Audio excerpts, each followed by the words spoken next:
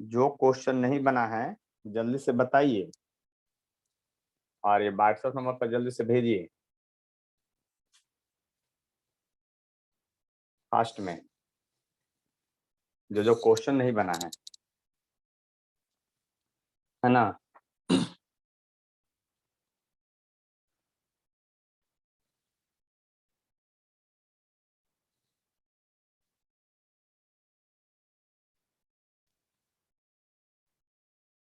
चलिए तो हम क्वेश्चन बताना शुरुआत करते हैं। हाँ बोलिए। एडिशनल वाला भी सब बनाना है। नंबर चाहिए, पास होना है कि अच्छा नंबर चाहिए कि बहुत अच्छा चाहिए, बताइए।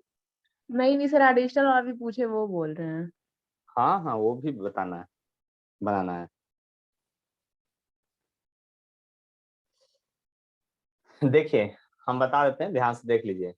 ऐसे 1 से 12 तक का वीडियो हम अपलोड कर चुके हैं, आप देख लीजिएगा। उसमें हम 12 से लगातार बतला देते हैं। अब बाद में सोचते रहिएगा, हम तरीका अलग बताएंगे, हो सकता है आपसे अलग तरीका हो, है ना। देखिए क्वेश्चन करा है 12 नंबर में, यानी 2.12 नंबर है। सेकेंड एक्सरसाइज का 2.12 है। कहता है charge of 8 mc located at origin, calculate the work done in taking a small charge from, coordinate दिया हुआ है, कोऑर्डिनेट है दिया हुआ इस तरह से। तो देखिए ध्यान समझिएगा, यहाँ पर जो है हम कोऑर्डिनेट एक बना रहे हैं और मैं इसको जेड एक्सिस मानूंगा।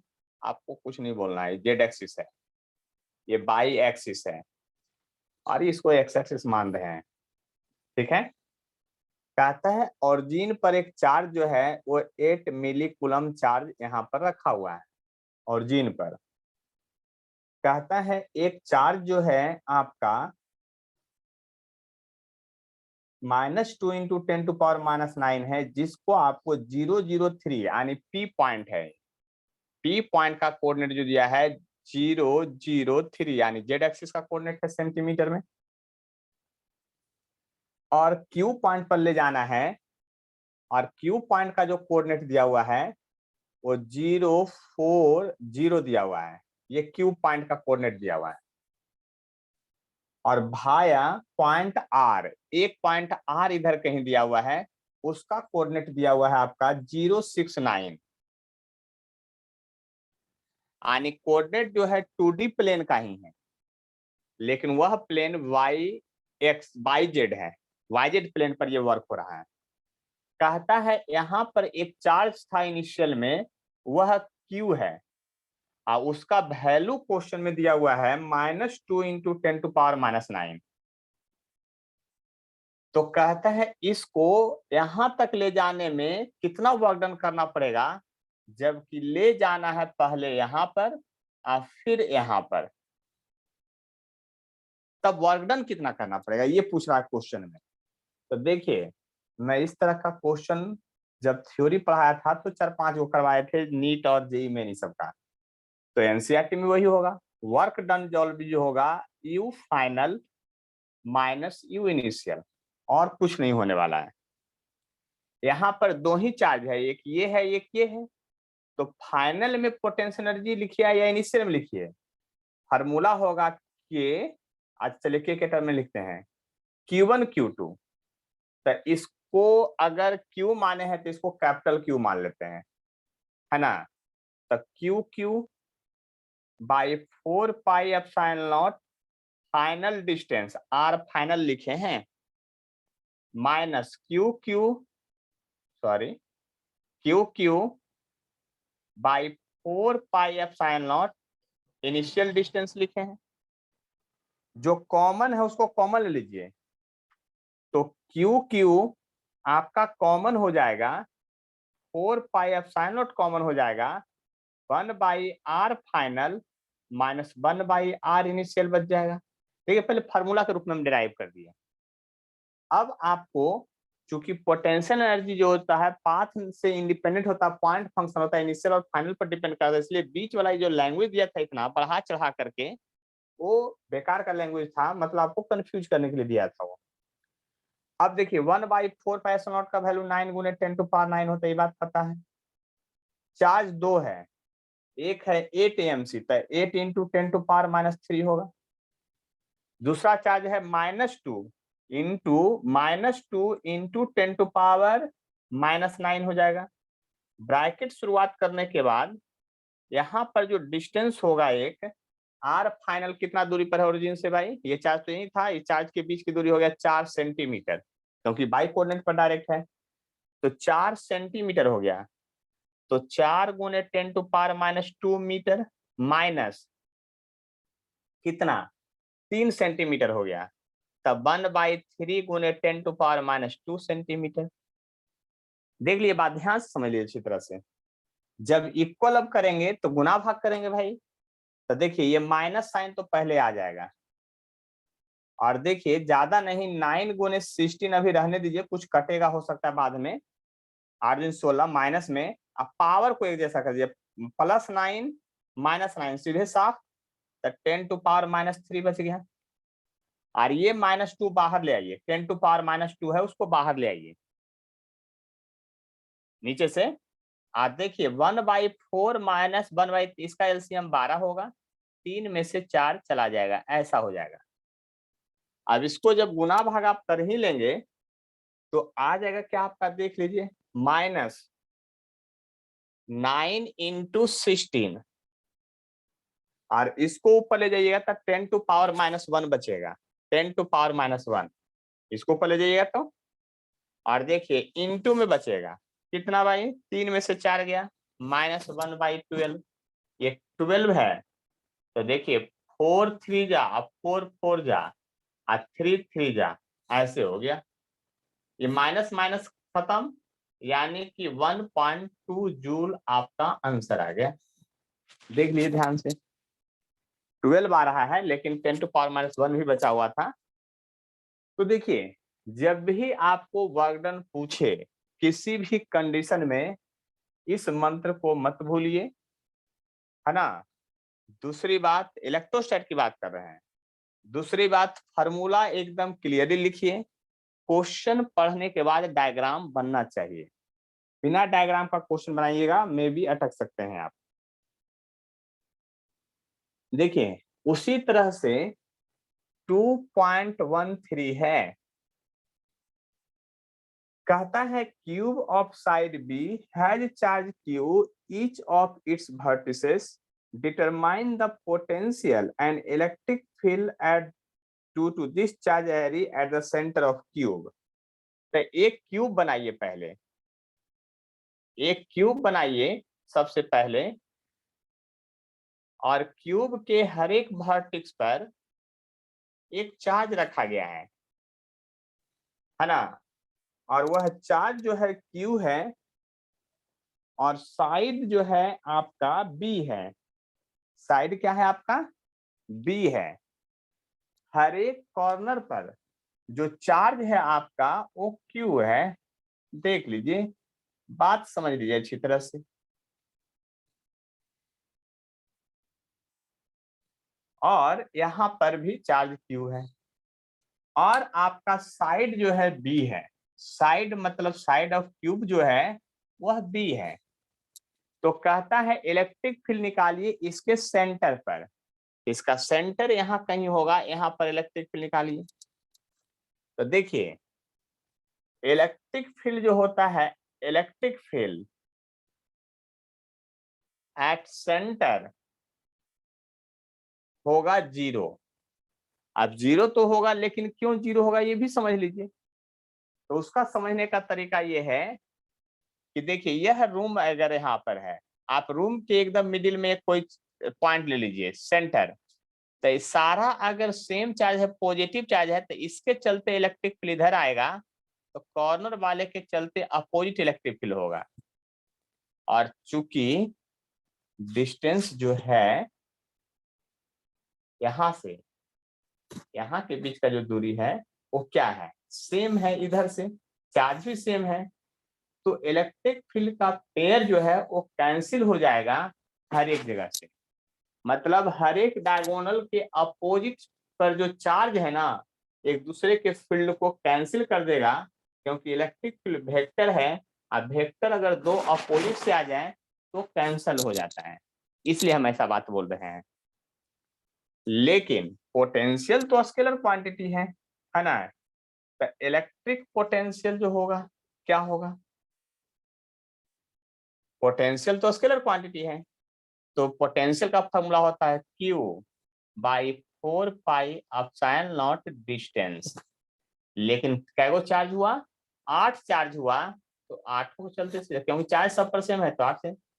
लेकिन ये डिस्टेंस जो होगा सेंटर से लेकर के इस कॉर्नर के बीच का डिस्टेंस R होगा। तो आपको पता है कि डायगोनल जो होता है R बराबर होगा डायगोनल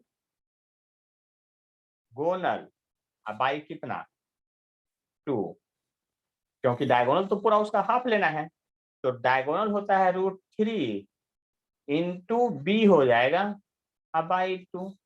इस वैल्यू को वहां पुट कर दीजिए, आपका पोटेंशियल का जो फॉर्मूला आ जाएगा, देखिए √3 भी नीचे पुट कीजिएगा और सबको कटवाइएगा जो करिए आप, है ना, तो 2 पर चला जाएगा, तो आने की आ जाएगा 4Q by √3 pi epsilon not be. आपका ये आंसर आ जाएगा गुना भाग करने के बाद। देख लीजिए 2.10, स्क्रीनशॉट लीजिए तब फिर आगे बढ़ेंगे। देख लीजिए, बात समझ लीजिए अच्छी तरह से, और जो नहीं समझ में आया बात बताइए हमको जल्दी से कि क्या समझ में नहीं आया है।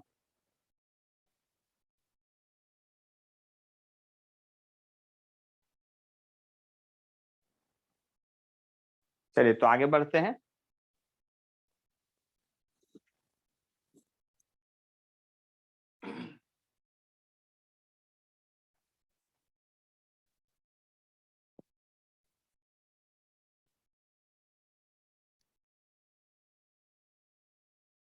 देख लीजिए, बात समझ लीजिए अच्छी तरह से।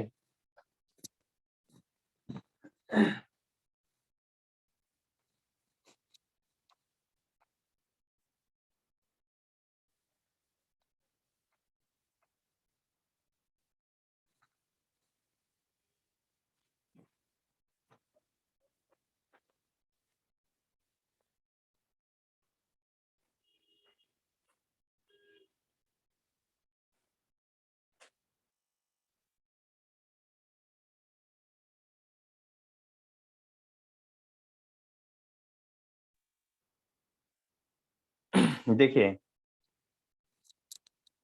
कहता है 14 नंबर प्रॉब्लम, क्या कहता है देख लीजिए, ध्यान से समझ लीजिए बात को। ऐसे कुछ कुछ क्वेश्चन पहले भी बताए हुए हैं, तो 14 नंबर देखिए क्वेश्चन 2.14।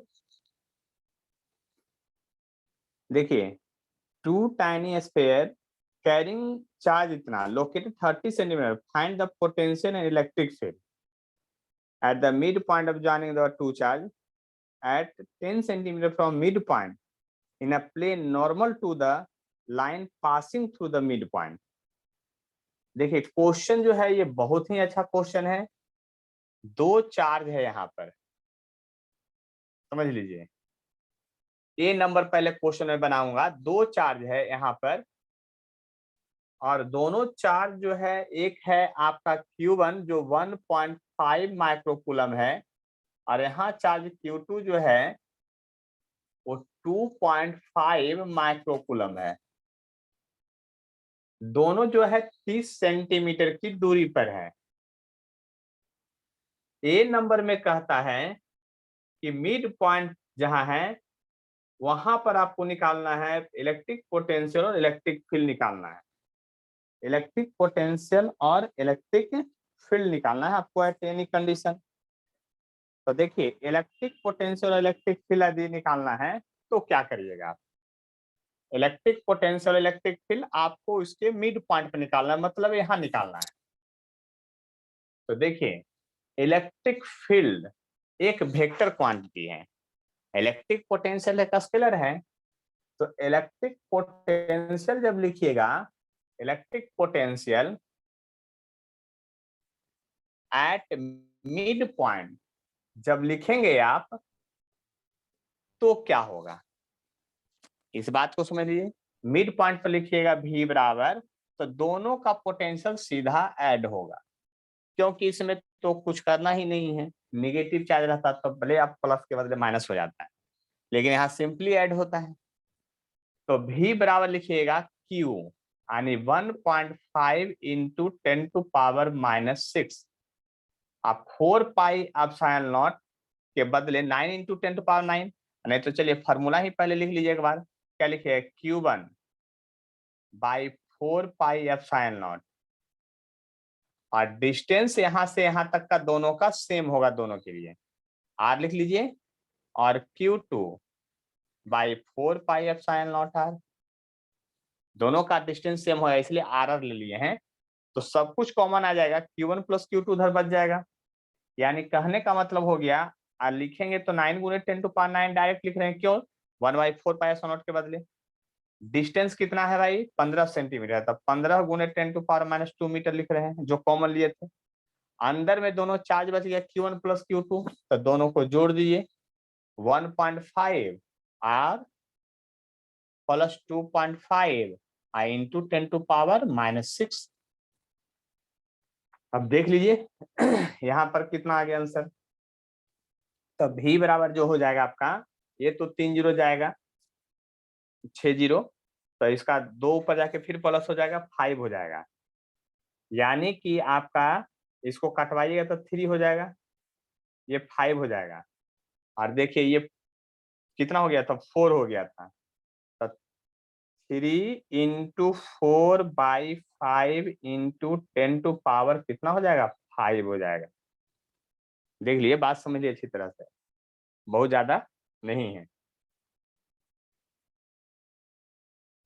अब इसको जब डिवाइड कीजिएगा तो आ जाएगा 5 टू जा 10, 2.10, 2 है 4 इंटू 10⁵ वोल्ट पोटेंशियल आ गया। कहाँ पर, मिड पॉइंट पर। बहुत कम चार्ज के चलते देख रहे हैं वोल्टेज कितना डेवलप हो रहा है, बहुत हाई वोल्टेज डेवलप होता है।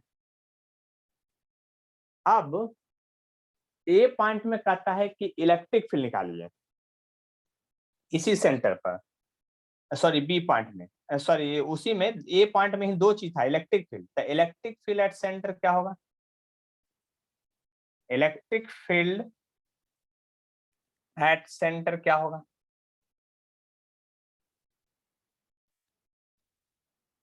इलेक्ट्रिक फील्ड एट सेंटर क्या होगा, इस बात को समझ लीजिए अच्छी तरह से। 0। इलेक्ट्रिक फील्ड 0 नहीं होगा, क्योंकि चार्ज दोनों अलग अलग है। अच्छा तो हाँ। एक का डायरेक्शन इधर होगा, एक का डायरेक्शन इधर होगा। तो दोनों का डायरेक्शन जब उल्टा है तो E2 ज्यादा ताकतवर होगा, डिस्टेंस सेम है, चार्ज ज्यादा है, तो हमको पहले ही समझ में आ गया है, इसलिए वेक्टर मेथड लिख रहे हैं E2 माइनस E1 डायरेक्ट। ऐसा मत सोचिए कि वेक्टर मेथड नहीं लगा रहे हैं, दो उल्टा है वेक्टर, इसीलिए पहले ही माइनस कर दिए, बड़ा में से छोटा को घटा दिए हैं। देख लीजिए, बात को समझ लीजिए अच्छी तरह से, बात को समझने की कोशिश कीजिए हम क्या कहना चाह रहे हैं जो। चलिए तो आगे बढ़ते हैं, अब बात को समझाने की कोशिश करते हैं, ध्यान से समझ लीजिए अच्छी तरह से।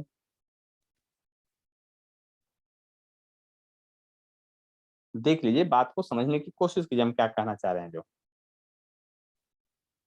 देखिए, अब जरा बात को समझने की कोशिश कीजिएगा, तो यहाँ पर देखिए बात को समझ सकते हैं बड़े आसान से, बहुत भारी नहीं है। E2 माइनस E1 हो गया, ठीक है। देखिए, अगर गौर से देखते हैं और समझते हैं तो नेट इलेक्ट्रिक फील्ड जब लिखिएगा तो फार्मूला में तो 1/4 पाई एप्सिलॉन नॉट कॉमन आना ही है, और डिस्टेंस भी दोनों का सेम है। यानी कि आप लिख सकते हैं डायरेक्ट कॉमन, तो 1/4 पाई एप्सिलॉन नॉट, और डिस्टेंस भी कॉमन आ जाएगा, डिस्टेंस का स्क्वायर होता है इलेक्ट्रिक फील्ड में, और चार्ज बच जाएगा Q2 माइनस Q1।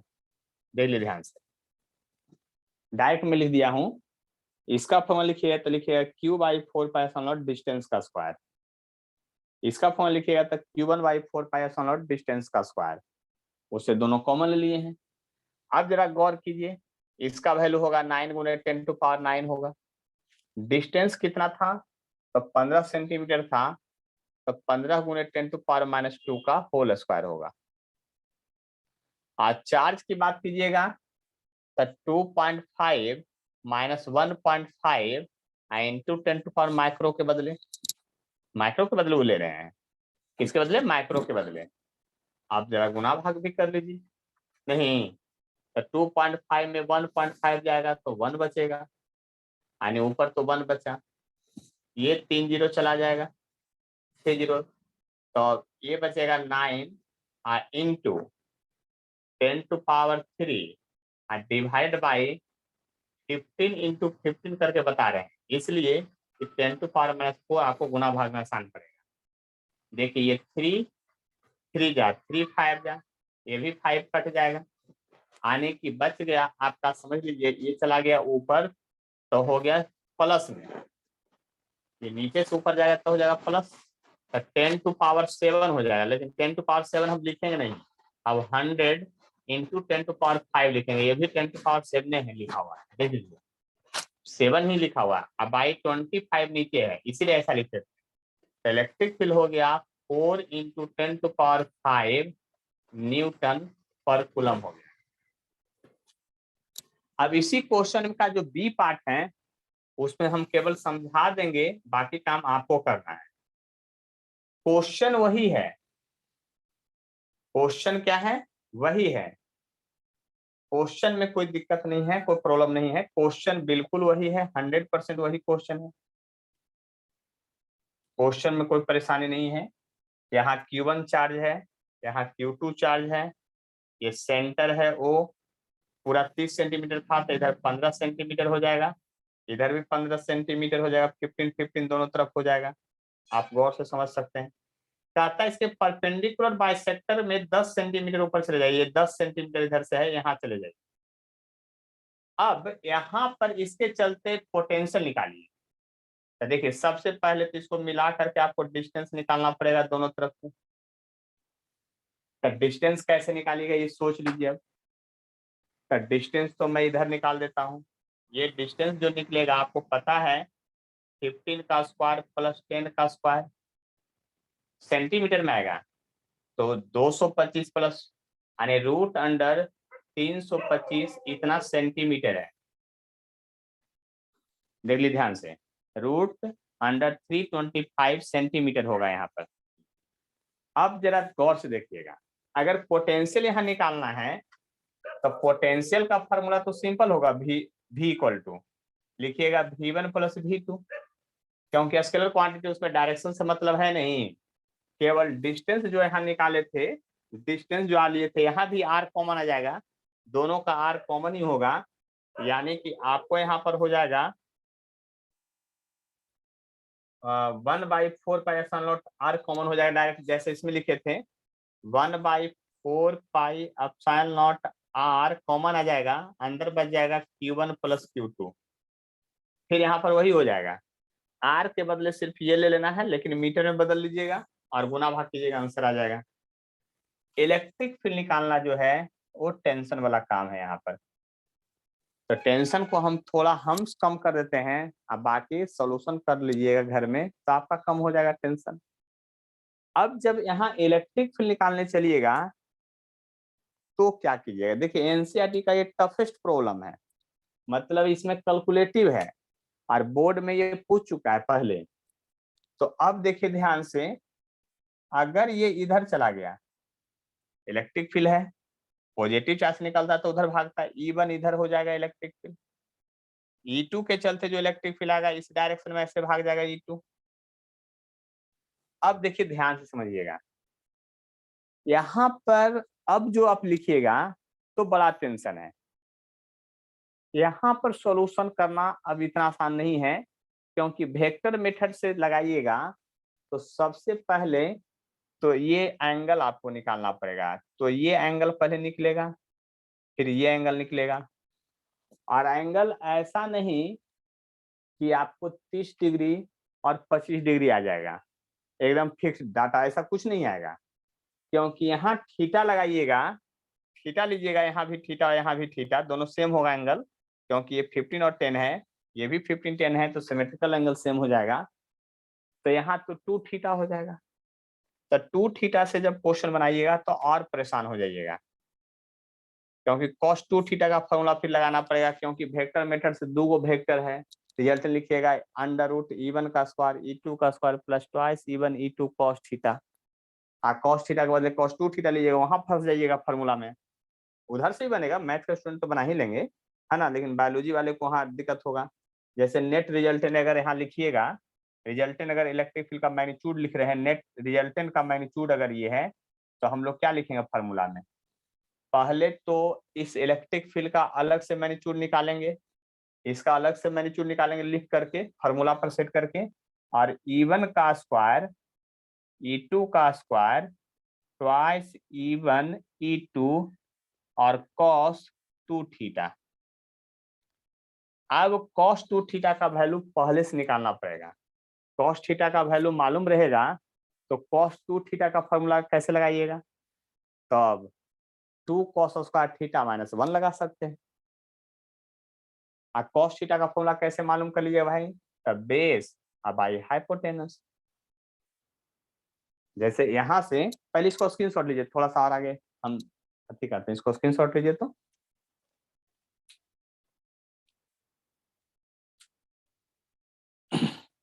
ले लिए स्क्रीनशॉट?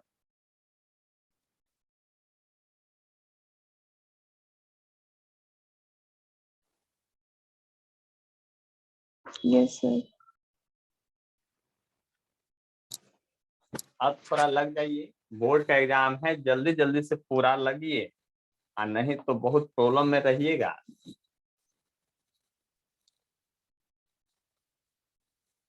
देख रहे हैं एनसीईआरटी में कैसे कैसे भयानक भयानक क्वेश्चन रहता है, कहाँ कहाँ पहुंचा देता है। आप लोग एनसीईआरटी को आसान ही समझ लेते हैं।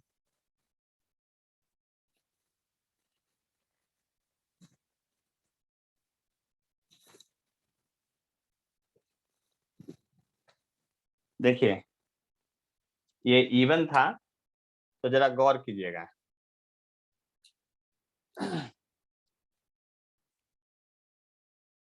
जल्दी से फास्ट में देखिएगा, तो यहाँ पर क्या है? E1 का स्क्वायर E2 का square twice E1 E2 cos 2 theta है। सीधा सा बात समझ सकते हैं। तो इस फॉर्मूला को सोल्व करने के लिए पहले E1 का वैल्यू कैसे निकालिएगा? तो E1 का वैल्यू होगा Q1 by 4 pi epsilon not distance का स्क्वायर। तो Q1 क्या है भाई? तो Q1 तो आपको पता था 1.5 इंटू 10 टू पावर माइनस 6 है, 1.5 इंटू 10 टू पावर माइनस 6 है, 9 गुने 10 टू पावर 9 होगा इसका वैल्यू। डिस्टेंस कितना है? रूट अंडर 325 सेंटीमीटर स्क्वायर है, तो स्क्वायर की जगह 325 बाहर आ जाएगा, 325 बाहर आ जाएगा रूट से, और 10 टू पावर माइनस 4 होगा। इसको तो गुना भाग आप करिए सकते हैं। उसी तरह से E2 के लिए जब लिखिएगा तो Q2 लिखिएगा, तो 2.5 इंटू 10 टू पावर माइनस 6, 9 गुने 10 टू पावर 9 लिखिएगा, और डिवाइडेड बाई क्या कीजिएगा? 325 i into 10 to power minus 4। E1 E2 तो यहां से निकाल दीजिएगा, लेकिन यहां से cos थीटा का जो फॉर्मूला होगा वो क्या होगा? देखिए cos थीटा का जो फॉर्मूला होगा ध्यान से देखिएगा, बेस बाई हाइपोटेनस। तो बेस है 10, हाइपोटेनस है इतना, 10 बाई अंडर रूट 325। हाइपोटेनस ये है। हमको जरा गौर देखिएगा, इस फार्मूला में cos 2 थीटा यूज करना है, क्योंकि इस दोनों के बीच का एंगल 2 थीटा हो जाएगा, दोनों वेक्टर के बीच का एंगल कितना हो जाएगा? आपका 2 थीटा हो जाएगा। आप समझ लीजिए बात को।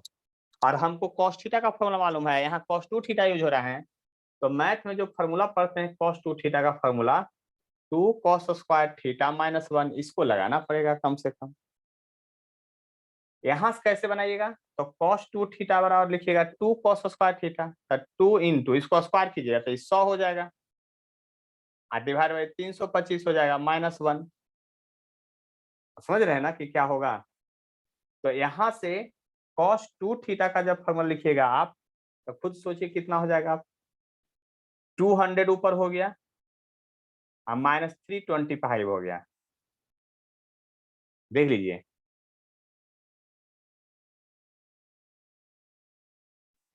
अब i325 हो गया। यानी कि यहां पर cos 2 थीटा का फॉर्मूला डायरेक्ट आ गया आपका कितना, अब लिख सकते हैं -125/325। ऐसे 25 से अभी कटेगा भी नहीं, ये हो जाएगा कितना, -5 हो जाएगा। और इसको कीजिएगा तो एक बार का कटेगा 12, 5, ये तो लगता है कितना बार में कट गया, 3 बार में ना, ये तो गड़बड़ हो गया। 25 हो गया, 7 हो गया ना, तो 13 हो गया। 5/13 आ गया। कितना गया, -5/13 आ गया। अब यहाँ से डायरेक्ट यूज कीजिएगा वैल्यू, इसका न्यूमेरिकल डाटा जो आएगा निकाल करके, इसका न्यूमेरिकल डाटा यहाँ पर पुट करके स्क्वायर करके इतना करके और cos 2 थीटा का फॉर्म निकाल दीजिए। इससे आगे अब आपको खुद सॉल्यूशन करना पड़ेगा। बात समझ लीजिए अच्छे से, ठीक है। और सॉल्यूशन करके जल्दी से भेजिए तो आंसर मिला करके व्हाट्सएप पर जल्दी से फास्ट में, तो फिर अगला क्वेश्चन बताते हैं। जल्दी से भेजिए, देखते हैं कितना फास्ट सॉल्यूशन करते हैं। इतना तक हम कर दिए हैं, आगे दोनों का आंसर मिलाइए जल्दी से फास्ट में, सॉल्यूशन करते हैं। इस क्वेश्चन का सॉल्यूशन करके आंसर मिलाइए जल्दी से, उस पर भेजिए जल्दी से फास्ट में।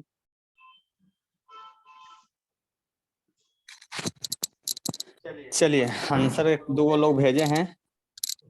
प्रियांशी कुछ पूछना चाह रहे हैं, बोलिए। वो आंसर बता रहे हैं। आंसर भेज देते हैं, बोलिए। तो आंसर 6.6 देखिए into 10⁵ एनसीईआरटी में मिल गया आंसर।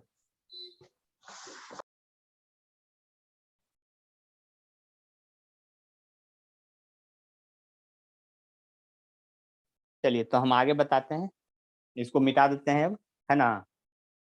व्हाट्सएप पर भेज दीजिए, हम चेक कर लेंगे।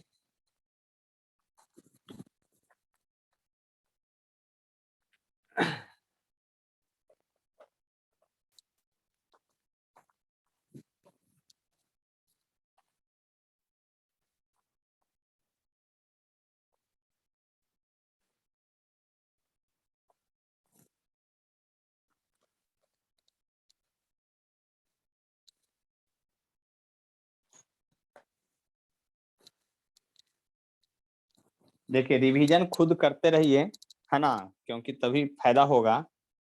जल्दी से एक आप लोग का एग्जाम भी होने वाला होगा तुरंत फास्ट में। देखिए नेक्स्ट प्रॉब्लम जो है उस प्रॉब्लम पर आते हैं, 15 नंबर प्रॉब्लम पर आते हैं। देखिए 15 नंबर प्रॉब्लम क्या है उसको देखिएगा ध्यान से। कहता है 15 नंबर प्रॉब्लम में a spherical conducting cell of inner radius r1 and outer radius r2 has charge q। एक सेल है, तो सेल हम लोग इसी तरह से बनाएंगे, मतलब ये फुलफिल है, इस तरह से है। अंदर का रेडियस r1 है और बाहर का रेडियस r2 है, ऐसा क्वेश्चन में कह रहा है। इस पर चार्ज एक क्यू डाल दिए हैं। क्या चार्ज डाल दिए हैं, क्यू चार्ज इस पर प्रोवाइडेड कर दिए हैं। चार्ज क्यू ए नंबर में कहता है, charge Q placed at the centre of cell, कहता है ए नंबर में यहां एक चार्ज क्यू पुट कर दिए हैं। What is the surface charge density of inner and outer surface of the cell. तो देखिए ध्यान से अगर बात को समझिएगा तो ज्यादा कोई कष्ट नहीं हो सकता है। देखिए जैसे ही यहाँ प्लस चार्ज रखिएगा तो फोर्स ऑफ अट्रैक्शन से ये इनर वाले सरफेस पर नेगेटिव चार्ज डेवलप कर देगा। कैसा चार्ज डेवलप करेगा, नेगेटिव चार्ज डेवलप कर देगा पूरे सरफेस पर, नेगेटिव चार्ज। और अगर मेटल का है तो 100% इंडक्शन, जितना प्लस क्यू है उतना ही माइनस क्यू अंदर वाले सरफेस पर डेवलप होगा। और जब ये अंदर चार्ज माइनस क्यू डेवलप होगा तो जस्ट इसके उल्टा, क्योंकि इसी स्फीयर से वो चार्ज इधर आया होगा इलेक्ट्रॉन खिंचा करके, तो उसके बदले में प्लस चार्ज क्यू बाहर डेवलप हो जाएगा। ध्यान से समझ लिए, इंडक्शन कैसे होता है उसको समझ लिए हैं। इसके बाद surface charge density of inner surface निकालना है, तो लिखिएगा surface charge density of inner surface.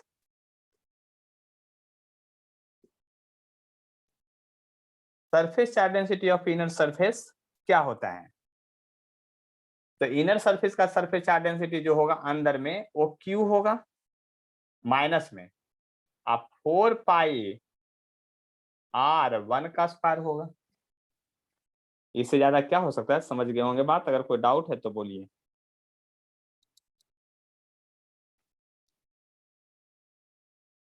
देख लीजिए, बात समझ लीजिए अच्छी तरह से हम क्या बताना चाह रहे हैं। जो इसके बाद कहता है आउटर सरफेस का बताइए। तो surface charge density, surface charge density of outer surface, outer surface क्या होगा?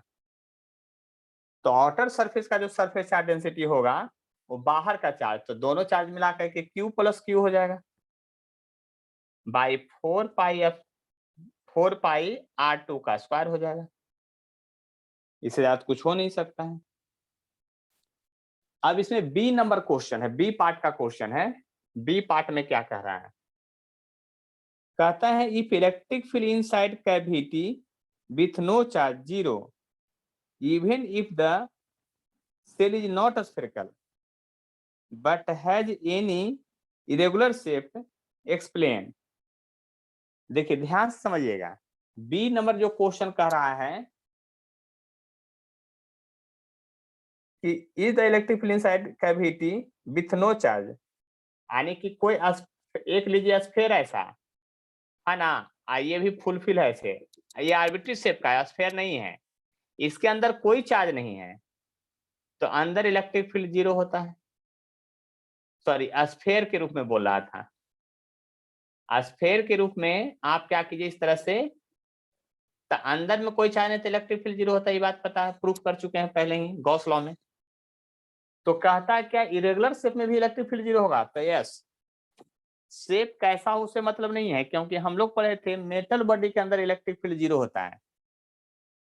मेटल बॉडी के अंदर क्या होता है, ध्यान से समझिए, मेटल बॉडी के अंदर इलेक्ट्रिक फील्ड क्या होता है, चाहे शेप कैसा भी हो, लेकिन वो और बात बताते हैं, हमेशा जीरो नहीं होता, इसको हल्के में मत ले लीजिए नहीं तो फिर गड़बड़ हो जाएगा। मेटल बॉडी के अंदर इलेक्ट्रिक फील्ड जीरो होता है, लेकिन अब याद कीजिए हम ऐसा एक कोई शेप बना रहे हैं, स्फेरिकल है या जो भी शेप है, जैसे इसमें एक चार्ज अंदर रख दिए थे कैविटी में, अब कैविटी में जब चार्ज यहाँ रख देंगे तब इलेक्ट्रिक फील्ड यहाँ मेटल के अंदर जीरो नहीं होगा, ये जीरो के बराबर नहीं होगा, क्योंकि इंडक्शन से यहाँ माइनस चार्ज डेवलप होगा और इलेक्ट्रिक फील्ड यहाँ से निकल के इसी पर टर्मिनेट करते चला जाएगा, निगेटिव से पॉजिटिव। हाँ, लेकिन इसका फील्ड बाहर नहीं निकलेगा। तो मेटल बॉडी के अंदर यह स्पेस में इलेक्ट्रिक फील्ड है, लेकिन इस मेटल में फिर से इलेक्ट्रिक फील्ड जीरो है। हम बहुत कुछ बोल दिए, ध्यान से समझे नहीं आप। हमने कहा मेटल बॉडी के अंदर जो स्पेस है उसमें इलेक्ट्रिक फील्ड डेवलप हो गया है, लेकिन मेटल बॉडी के अंदर इलेक्ट्रिक फील्ड जीरो है। कैविटी में इलेक्ट्रिक फील्ड डेवलप हो जाएगा कब? जब कैविटी के अंदर चार्ज रहेगा तब। हाँ, बाहर से चार्ज दीजिएगा, बाहर से इस पर चार्ज दे दिए हैं तो कैविटी के अंदर इलेक्ट्रिक फील्ड जीरो नहीं हुआ। कैविटी के अंदर इलेक्ट्रिक फील्ड तभी डेवलप होगा जब कैविटी के अंदर चार्ज रखिएगा। देखिए आज तो यहीं तक क्लास लेंगे, क्योंकि अब कोचिंग भी खुल गया है ना, तो 8 बजे से वही क्लास रहता है। तो आप लोग क्या कीजिएगा, अगले क्लास से थोड़ा सा 2 4 10 क्लास जो भी है थोड़ा जब पहले जाग जाइए तो फायदा हो जाएगा। हम भी थोड़ा 6:30 से चालू ही कर देंगे हर हाल में, क्योंकि नहीं तो न्यूमेरिकल, आपको क्या लगता है न्यूमेरिकल एक दिन में निकल जाएगा? आपको भी बना के रखिएगा तो हमको कम बनाना पड़ेगा, ठीक है। लेकिन हाँ, घींच तीर के न्यूमेरिकल मत बनाइएगा, जो नहीं बने सो नहीं बने ऐसा सोचिएगा, तब हमसे अति बोलिएगा, तब हम सब बताते जाएंगे। ये नहीं कि आप नहीं समझ में आए तो हमसे छोड़वा दीजिएगा, वैसा काम मत कीजिएगा। न्यूमेरिकल तो बनाना पड़ेगा ना एनसीईआरटी कम से कम, क्योंकि अब तो 15 दिन में एग्जाम है फीस का। तो आज का क्लास, या फिर आप लोग क्या कीजिए, पहले उठ जाते होंगे 6 बजे, स्टूडेंट को तो उठना ही चाहिए 6 बजे पहले। तो जो जो नंबर पूछना है व्हाट्सएप पर भेज दीजिएगा, तो हम डायरेक्ट उसी सब प्रॉब्लम को डिस्कस कर देंगे सीधा। ठीक है, आज का क्लास एंड करते हैं, क्योंकि हमारे पास 10 मिनट में हमको बहुत दूर जाना है अभी, है ना, ऑफलाइन क्लास लेने तुरंत निकलना है। ठीक है, तो परसों अब क्लास होगा आपका, इस चैप्टर का पूरा न्यूमेरिकल बना के रखिएगा, हम सारा बता देंगे। वही 6:30 से हर हाल में हम पढ़ाना चालू कर देंगे, लेकिन आपको पहले बना के रखिएगा तब फास्ट होगा। ठीक है,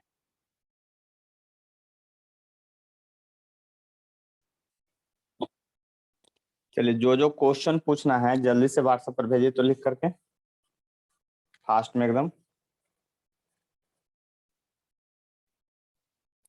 जल्दी से भेजिए।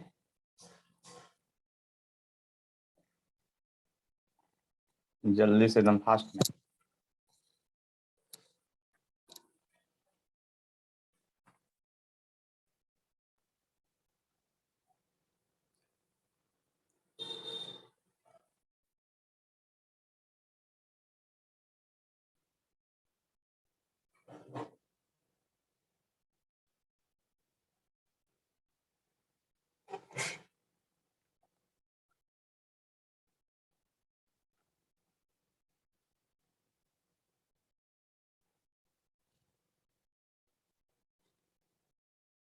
प्रियांशी बोलिए जल्दी से, क्या क्या क्वेश्चन पूछना है इसे बताइए जल्दी से।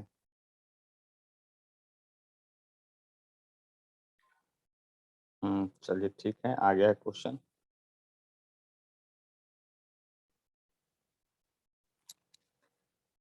फिफ्टीन, 19, 21, 24, 25। और कोई प्रॉब्लम है तो बताइए।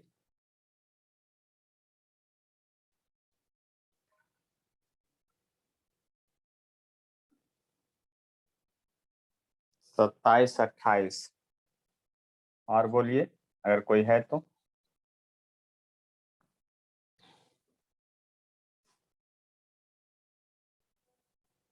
32, 33 भी हैं, चलिए वो भी बता देंगे। 32, 33। चलिए तो आगे बढ़ते हैं अब।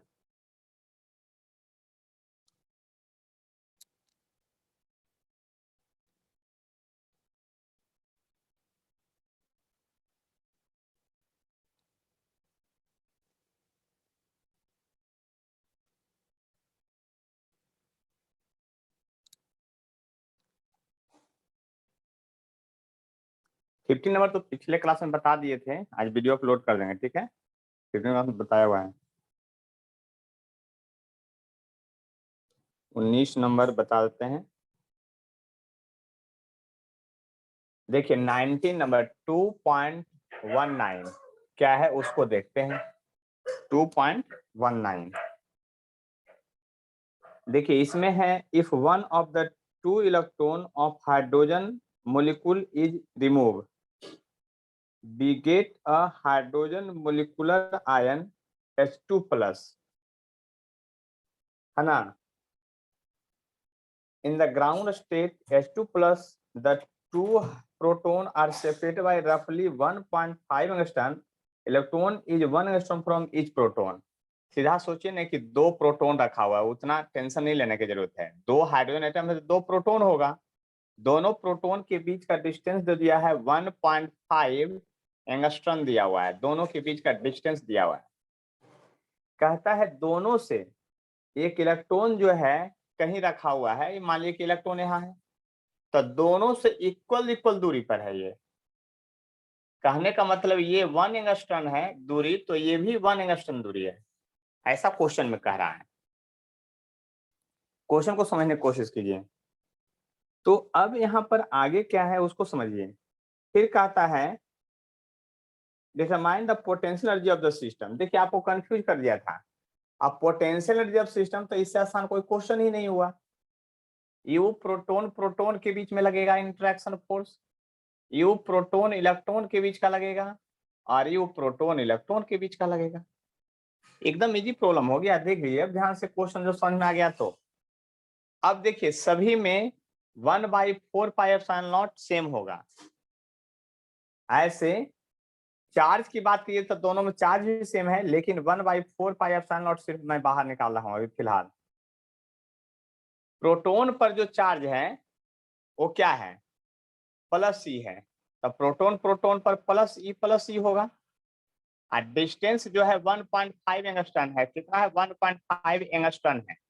के क्यू बाई आर होता है ना, Q1 Q2 by R, plus proton पर चार्ज होता है ई, लेकिन इलेक्ट्रॉन पर चार्ज होता है माइनस ई, साइन कन्वेंशन के साथ। और डिस्टेंस है 1 एंगस्ट्रॉन, 1 एंगस्ट्रॉन है, 1 एंगस्ट्रॉन मैं लिख दे रहा हूं ध्यान से। और फिर जो है आपका ई और माइनस ई, और ये भी 1 एंगस्ट्रॉन है। देखिए कितना टर्म कॉमन आया उसको देखिए, डायरेक्ट कैलकुलेशन करना है तो समझिए बात को। इसका वैल्यू आपको पता है 9 × 10⁻9 होता है। एंगस्ट्रॉन यहाँ से बाहर कर लीजिए सब जगह से, तो एंगस्ट्रॉन बाहर कीजिएगा तो 10⁻−10 हो जाएगा। यहाँ से ई सब जगह सेम है, उसको बाहर कर लीजिएगा तो 1.6 × 10⁻19 दो बार आ गया, इसलिए स्क्वायर कर लीजिए। और अब ब्रैकेट के अंदर जो बच गया यहाँ 1/1.5 बचा, यहाँ -1 बचा और -1 बचा, ऐसा बचा। देखिए गुणा भाग भी फास्ट आप कर सकते हैं।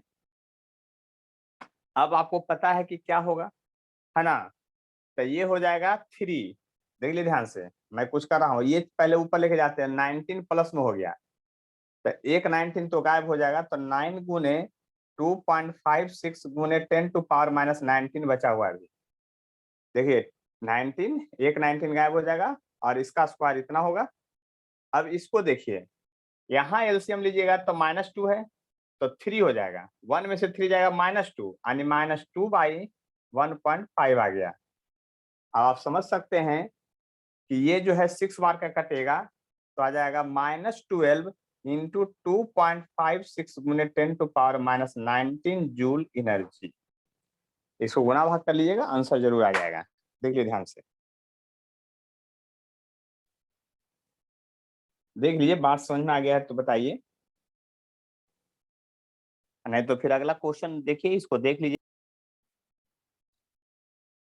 देखिए 2.21 में कह रहा है 2 charge -q + q are located at 00 से 00 a, यानी ये जेड एक्सिस पर है, लेकिन हम भी तेज हैं, हम भी जेड एक्सिस इसी को मानेंगे, इसी को जेड एक्सिस मान रहे हैं। और यहाँ ऑरिजिन बना देंगे, यहाँ जो है ऑरिजिन बना देंगे। अब कहता है एक चार्ज जो है 00 a पर, यानी इसका कोऑर्डिनेट है 00 a, मतलब जेड लाइन का ये कोऑर्डिनेट है ये, और कहीं पर कोऑर्डिनेट है 00 a है, इस कोऑर्डिनेट है। यहाँ पर -q चार्ज है, यहाँ पर +q चार्ज है। जेड एक्सिस को माना है तो हम भी जेड एक्सिस को मान लेंगे, हम भी उतना टेंशन नहीं लेंगे। अब कहता है what is the electrical potential at the point 00 Z. तो ध्यान समझिएगा, इसमें बहुत सारा पार्ट है, तो ए नंबर का पहला पार्ट है उसको देखते हैं। कहता है इलेक्ट्रिकल पोटेंशियल एट 00 जेड में, जो उसको बात को समझिएगा, इलेक्ट्रिकल पोटेंशियल जो है निकालना है, तो 00 जेड का मतलब जेड एक्सिस पर निकालना है। इस क्वेश्चन को समझिएगा तो आपको बहुत आसान है। कहिए क्यों, 00 जेड जब जेड एक्सिस पर है, इसका मतलब ये एक्सियल पॉइंट पर पोटेंशियल कह रहा है निकालने के लिए। एट जेड एक्सिस पर जब निकालने के लिए कह रहा है, इसका मतलब हमको ये समझ में आया कि हमको पोटेंशियल एक्सियल का निकालने के लिए कह रहा है। अब पोटेंशियल एक्सियल का फॉर्मूला आप पहले से डिराइव कर चुके हैं, याद कीजिए, P/4πε0 डिस्टेंस का स्क्वायर। तो यहाँ अगर डिस्टेंस आप जेड एक्सिस पर जेड मानते हैं तो जेड लिखिए, और नहीं तो आर मानते हैं तो यहाँ पर कोऑर्डिनेट दिया है 0 0 जेड ही दिया है, यानी जेड लाइन पर जाके निकालिए कहीं, तो ये जेड का स्क्वायर हो जाएगा, और नहीं तो यहाँ डिस्टेंस आर का स्क्वायर होगा। ध्यान समझ लीजिए, जेड का स्क्वायर हो जाएगा। पोटेंशियल का formula, potential due to electric dipole at axial, क्योंकि डायपोल बना रहा है, देखिए एक प्लस चार्ज एक माइनस चार्ज है इक्वल इक्वल दूरी पर। फिर कहता है एक्स बाई जीरो, कहता है एट, कहां पर कर रहा है निकालने के लिए, एक्स बाई जीरो पर कर रहा है निकालने के लिए, at X by zero coordinate पर पोटेंशियल कर रहा है निकालने के लिए। इसका मतलब समझे किस कहाँ कर रहा है निकालने के लिए, देख लीजिए ध्यान से समझ लीजिए बात को। इसका मतलब कह रहा है आपको भी इक्वेटोरियल पर निकालने के लिए, जो कि 0 होता है ऑलवेज। याद कीजिए, डायपोल के केस का हम पोटेंशियल पहले निकाल चुके हैं कि देखिए, आप बताइए, यही समझ लीजिए कि अगर ये जेड लाइन है पेन, तो एक्स इधर होगा और वाई इधर होगा, तो एक्स वाई के हर एक प्लेन पर पोटेंशियल 0 होता है। क्यों? प्लस चार्ज के चलते जितना यहाँ वोल्टेज होगा, माइनस चार्ज के चलते उतना ही वोल्टेज होगा। आप प्लस माइनस का पोटेंशियल एक दूसरे को कैंसिल कर देगा, और 0 वोल्ट होता है ऑलवेज हर एक पर। और यही इक्वी पोटेंशियल सरफेस भी होता है जिसका नाम 0 वोल्ट होता है।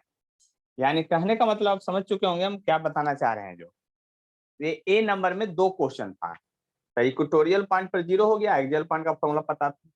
अब इसमें बी पार्ट भी क्वेश्चन का है। देखिए बी पार्ट में क्या कहता है, open the dependency of potential on the distance R of a point from origin R A very very greater than 1। Dependency of potential निकाल रहा है आर के रिस्पेक्ट में। तो आर के रिस्पेक्ट में जब पोटेंशियल निकालिएगा, तो आपको तो पहले से फॉर्मूला पता है, पोटेंशियल जो होगा, डिपेंडेंसी जो होगा 1/r² होगा। क्योंकि फॉर्मूला डायपोल के चलते जब भी पोटेंशियल आता है तो उसमें नीचे स्क्वायर होता है डिस्टेंस का, यहाँ डिस्टेंस का स्क्वायर है, इसलिए हो गया आपका ये बात। देख लीजिए, बात समझ लीजिए अच्छी तरह से।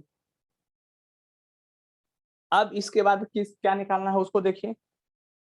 इसके बाद जो है आपका, how much work is done in moving a small test charge from point 500 to -700।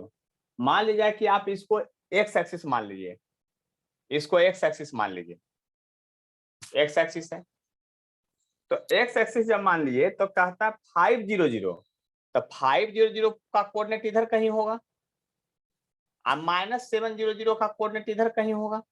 देख लिए ध्यान से।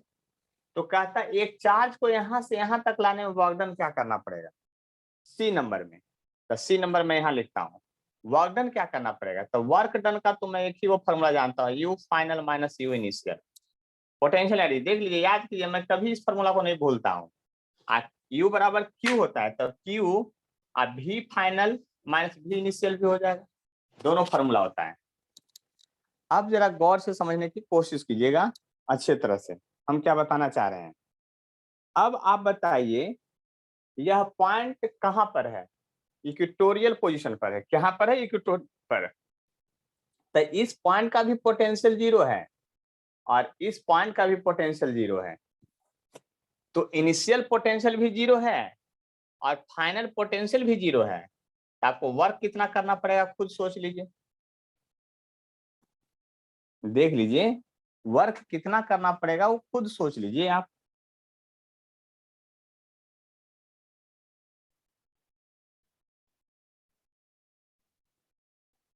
बात समझ में आ गया? देख लीजिए, अगर कोई डाउट है तो बोलिए, नहीं तो फिर आगे बढ़ेंगे। 24 नंबर और 25 नंबर दोनों बहुत अच्छा अच्छा क्वेश्चन है। देखिए ये सब लैंग्वेज का खेल होता है, क्वेश्चन बहुत आसान होता है, लैंग्वेज को समझना बहुत जरूरी होता है, बस इसको समझ लीजिएगा।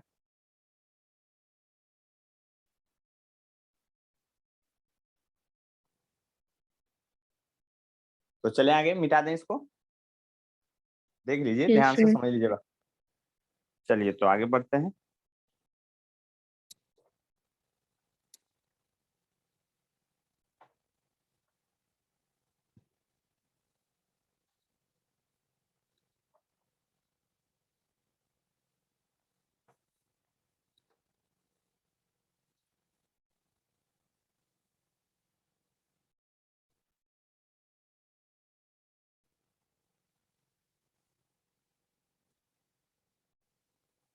चलिए तो अगला क्वेश्चन देखते हैं 24 number.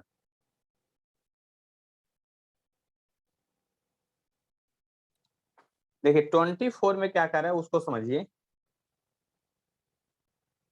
An electrical technician required a capacitance of 2 microfarad in a circuit across potential difference of 1 kilovolt। ठीक है, 2.24 है ना, 2.24 है। अच्छा, कहता है what is the area of plate of 2 fraud parallel plate capacitor. मतलब कैपेसिटेंस आपका दिया हुआ है 2 फ्राड है, माइक्रो में नहीं है, फ्राड में है। Given that separation between the plate is 0.5 centimetre, distance between plate दिया गया है 0.5 सेंटीमीटर दिया है। क्या दिया, डिस्टेंस बिटवीन प्लेट्स दिया है। You will realise from your answer Y ordinate capacitance in the range of microfarad and less. However, electrolytic capacitor do have a much large capacitor 0.1 farad because very minute separation between the conductor। तो सबसे पहले तो आपको निकालने के लिए कह रहा है, इसमें एरिया ऑफ प्लेट निकालने के लिए कह रहा है, तो निकालिए एरिया ऑफ प्लेट। तो capacitance of parallel plate capacitor होता है A epsilon naught by D होता है। तो एरिया बराबर आप यहां से निकालेंगे तो C D by epsilon naught हो जाएगा, और सी का वैल्यू तो 2 है और डिस्टेंस है 0.5 सेंटीमीटर, 0.5 इंटू 10⁻⁻² सेंटीमीटर, और इसका वैल्यू होता है 8.85 इंटू 10⁻12। तो एरिया की बात कीजिएगा तो ये हो जाएगा 1, ये हो जाएगा ऊपर, यानी हो जाएगा 10 टू पावर, ऊपर जाएगा तो ये हो जाएगा 1, तो हो जाएगा 10 पावर 10 और 8.85। इसको और भी थोड़ा आप कीजिएगा तो 8, देखिए 10 बाई 8.85 कीजिएगा तो 1.2 के आसपास आएगा, और into 10 to power 9 metre square area आ गया। आपको पता है एरिया कितना ज्यादा है? एरिया देखिए,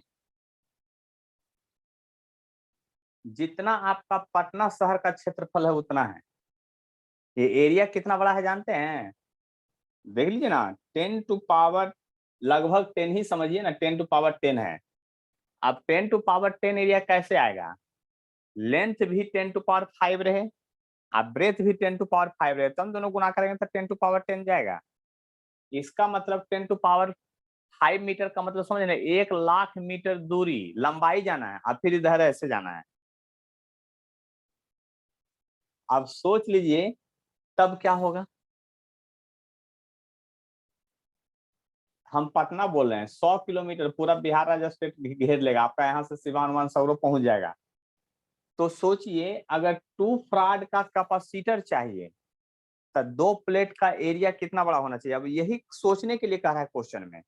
एरिया जो होना चाहिए पहले प्लेट, कब? एयर जब फील्ड है तब, डाइलेक्ट्रिक डाला हुआ है तब नहीं। एयर जब फील्ड है तो इसमें क्या है आपका समझ लीजिए, एयर जब फील्ड है तो एयर फील्ड है तो एरिया कितना बड़ा होना चाहिए, 100 किलोमीटर लंबा और 100 किलोमीटर चौड़ा का एरिया। पटना क्षेत्र का क्षेत्रफल तो बहुत कम है, ये तो 20 गुने 20 होगा, 100 किलोमीटर लंबा। सोच लीजिए यहाँ से सिवान इतना दूर लंबा जाइए, उतना ही लंबा एरिया चाहिए, तब 2 फराड का कैपेसिटर मिलेगा। बताइए अगर इतना बड़ा कैपेसिटर बना लीजिएगा तो डालिएगा कौन इंस्ट्रूमेंट है, मोबाइल के अंदर कि मोबाइल चार्जर के अंदर डालिएगा, कि पंखा के ऊपर लटकाइएगा ये कैपेसिटर को। इसीलिए सारा कैपेसिटर जो होता है माइक्रो फराड का होता है। देखिए पंखा ऊपर लगा रहता है 2.5 इंटू 10⁻⁻6 फराड, तो उसका एरिया घट गया। लेकिन कुछ छोटा छोटा कैपेसिटर भी लगभग 1 फराड का हो जाता है, लगभग हम बोल रहे हैं। जानते हैं क्यों? अब उसके अंदर डाइलेक्ट्रिक डालेंगे, दोनों प्लेट के बीच में डाइलेक्ट्रिक डालेंगे। अब डाइलेक्ट्रिक डालेंगे तो यहाँ फॉर्मूला K से गुना होता है। अब तो उस डाइलेक्ट्रिक का वैल्यू कितना होगा, लगभग 10 लाख के आसपास होगा, तब ना उसको करेगा एक कैपेसिटर के बराबर, लगभग 10 लाख के बराबर होगा। सोच लीजिए, तो वह डाइलेक्ट्रिक मटेरियल हम लोग खोजे हैं, तो बहुत सारा मटेरियल ऐसा है जिसका डाइलेक्ट्रिक वेरी हाई है, तो आप छोटे से कैपेसिटर में भी लगभग 1 फराड ये सब के कैपेसिटर तक आप पहुंच सकते हैं। पहुंच ही जाइएगा, ये गारंटी नहीं बता रहे हैं, पहुंच सकते हैं, है ना। तो वही क्वेश्चन में एक्सप्लेन करने के लिए कह रहा था कि पैरेलल प्लेट कैपेसिटर हो या कोई कैपेसिटर हो, उसका कैपेसिटेंस अगर एयर फील्ड रहेगा तो बहुत कम होता है, और उसमें डाइलेक्ट्रिक डालते हैं उसके कैपेसिटेंस को बढ़ाने के लिए, ठीक है। इसीलिए सभी जगह डाइलेक्ट्रिक डाला हुआ रहता है। और कोई डाउट है तो बोलिए।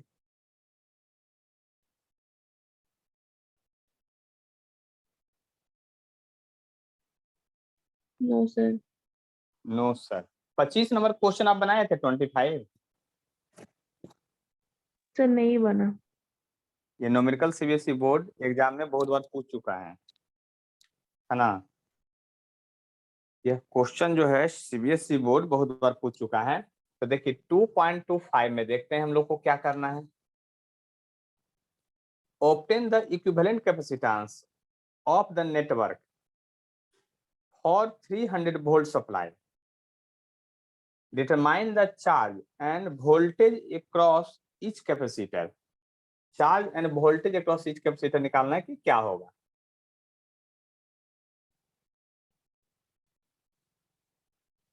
Charge end voltage across each capacitor क्या होगा ये देखना है।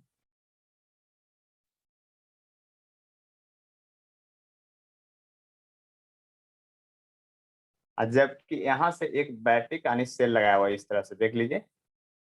ये बैटरी है, मैं इसको बना देता हूँ, बैटरी ही बना देता हूँ, जैसे ये है वैसे नहीं लगाएंगे, हम ऐसे कर देते हैं। क्योंकि देखिए ना ऊपर पॉजिटिव लिखा हुआ नीचे नेगेटिव, 300 वोल्ट यहाँ लगाया हुआ बैटरी। ये है जो C1 कैपेसिटर है, ये जो है C2 C3 है, C2 है C3 है, और ये जो है आपका C4 है। क्या है? C4 है। देखिए C1 और C4 का वैल्यू जो है आपका C1 और C4 का वैल्यू जो है आपका 100 माइक्रोफराड है, 100 की पिकोफराड है। और C2 और C3 का जो वैल्यू है, C2 और C3 का जो वैल्यू है 200 पिकोफराड है। तो क्वेश्चन में कह रहा है आपका, ठीक है, क्वेश्चन में आपका कह रहा है यहाँ पर determine the charge end voltage across each capacitor. Charge और वोल्टेज निकालना है हर एक कैपेसिटर के अलॉन्ग की क्या होगा, ठीक है। क्या निकालना है? चार्ज और वोल्टेज निकालना है आपको। तो देखिए चार्ज एंड पोटेंशियल दोनों निकालना है, तो आप किस प्रकार से निकालेंगे, सीधा सा बात समझ लीजिए, है ना। चार्ज एंड पोटेंशियल निकालना है हर एक कैपेसिटर के अलॉन्ग। तो देखिए जब बात को समझिएगा अच्छी तरह से तो यहाँ पर बात समझ लीजिए। सबसे पहले आप किरचॉफ लॉ लगाएंगे। क्या लगाएंगे? Kirchhoff law. देखिए वहां पर करंट का डिस्ट्रीब्यूशन होता था, पॉजिटिव प्लेट से करंट निकालते थे। पहले नंबरिंग कर दीजिए अपने मन से, अगर बनाना है तो यहाँ लिख दीजिए कि ये पॉइंट ए है, ये बी है, ये सी है, ये डी है, ये ई है और ये एफ है। इतना लिख दिए। अब जरा गौर से समझने की कोशिश कीजिएगा हम क्या कहना चाह रहे हैं। हम ये कहना चाह रहे हैं कि यहाँ से जैसे आप करंट निकालते थे उसी तरह से यहाँ से चार्ज निकलता है। बात समझ लीजिए ध्यान से। तो यहां से जस्ट ये सेल से अगर चार्ज क्यू निकला, यहां से चार्ज यदि क्यू निकला, तो इधर और इधर दो अलग अलग रास्ते हैं। देख लीजिए ध्यान से, दो अलग अलग रास्ते हैं, दोनों में चार्ज अलग अलग जाएगा। तो किसी में Q1 मानिएगा, मान लेते हैं इसमें आप ऊपर वाले में Q1 मान लिए, तो इधर जाएगा Q माइनस Q बन जाएगा, जैसे करंट का डिस्ट्रीब्यूशन करते थे। और फिर उसी तरह से आप इसमें आगे बढ़ेंगे तो Q माइनस Q1, और इधर से Q1 आके फिर Q में बदल जाएगा, और चार्ज ऐसे Q फिर यहाँ पहुंच जाएगा। लेकिन एक बात और समझिए, जिधर से चार्ज फ्लो कर रहा था, जिधर से चार्ज क्या कर रहा है? फ्लो कर रहा है। जिस तरफ से चार्ज फ्लो कर रहा है उस तरफ से बात कीजिए। जिस तरफ से चार्ज फ्लो कर रहा है, इधर से जो चार्ज फ्लो कर रहा है तो ये पॉजिटिव प्लेट कहलाता है उसका, और ये नेगेटिव प्लेट कहलाता है। यहाँ पर सॉरी, ये चार्ज Q1 है तो Q1 लिखाएगा दोनों तरफ। यहाँ पर Q माइनस Q1 जो है इधर प्लस होगा और यहाँ पर माइनस होगा, और वही चार्ज यहाँ पर प्लस होगा वही माइनस होगा। यहाँ पर ये प्लेट पॉजिटिव होगा, ये प्लेट नेगेटिव होगा, और ये Q प्लस होगा, यहाँ Q माइनस होगा, क्योंकि इसमें Q चार्ज है। तो देखिए सेल ने चार्ज निकाला कितना, Q, और सेल में फिर पहुंचा कितना, Q। तो किरचॉफ फर्स्ट लगा चुके हैं अब हम, यानी KCL समाप्त हुआ। आया समझ में? KCL क्या हो गया आपका, फिनिश हो गया। अब KVL आते हैं, किरचॉफ वोल्टेज लॉ से। दो अननोन है, दो बार लूप में घूमना पड़ेगा, तब by Kirchhoff voltage law, Kirchhoff voltage law KVL। In loop में चलना है आपको। किस लूप में चले, जिस लूप में, तो दो लूप है ही, तो दोनों एक में हम चल जाते हैं ऊपर से ऊपर ऐसे, और एक में फिर इसमें घूम जाते हैं, जैसे बोलिए। तो पहले हम ABCDA में चलते हैं, ABCDA में चलते हैं।